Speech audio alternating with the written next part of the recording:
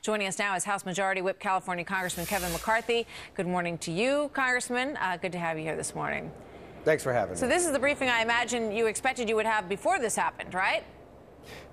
We would expect it. And you know, what's interesting here is back in December 2011 and in January 2012, they did talk to the Intel Committee, they did talk to the Speaker about different options, and the answer they got back was no. And even when you think this is bipartisan, Leon Panetta, who was Secretary of Defense for the 5 years the sergeant was held, did not approve of the idea of releasing those five. And even Jay Carney said in 2013, when he was specifically asked at the White House, that yes, they would go to Congress if anything was decided upon. They went directly away from it, and a lot of questions are going to be asked tonight. Last week, members were in the district. This is their first day back. Yeah. But why wasn't Congress on both sides of the aisle? I think they'll get very tough questions. How can the world be safer today after releasing those five?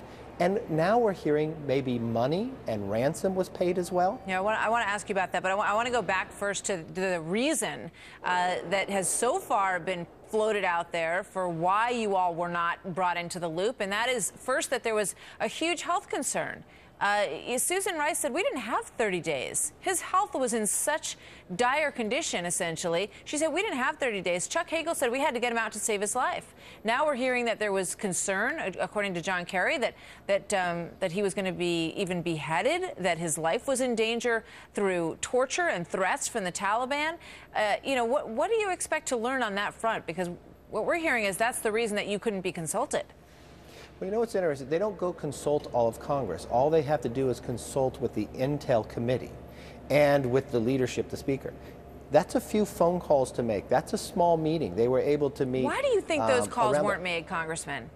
Because he didn't like the answer he was going to get from both sides of the aisle, because he was continually, I mean, when you look Leon Panetta saying he was opposed to it, these are individuals, Dianne Feinstein and others, you're getting a bipartisan approach here that said this was a bad idea. So the president didn't want to ask somebody because he knew what the response would be. All right, so what about this other question of the money? Britt Hume just discussed this with us a little while ago. And he said, you know, according to the reporting out there, the Haqqani network is interested in money. They don't really care whether or not these 5 Taliban prisoners are released. So if that's the case, why release these prisoners? And how will you get to the bottom of the question whether or not money was exchanged?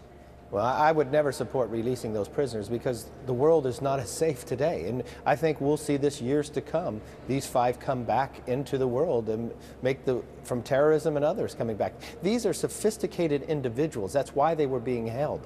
And now money as well. It almost seems they gave everything that the terrorists would ask for. What type of negotiations is that?